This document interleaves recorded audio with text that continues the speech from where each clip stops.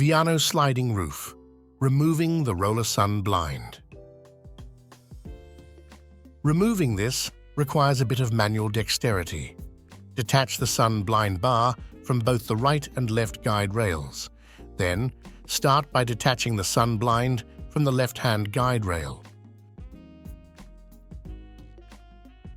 To do this, press in the pin on the left side of the sun blind shaft. Secure the blind to prevent it from uncoiling by simply pulling out the shaft.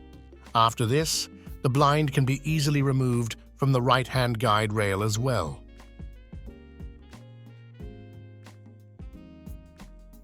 Note: if the blind has uncoiled, it needs to be coiled up again. To coil it up, press in the shaft on the blind, hold the shaft securely, and rotate the blind 10 to 12 turns counterclockwise.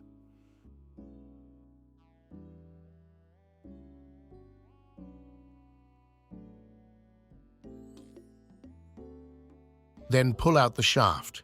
Doing so ensures it is secured and will not uncoil. The blind is now coiled and ready for reinstallation.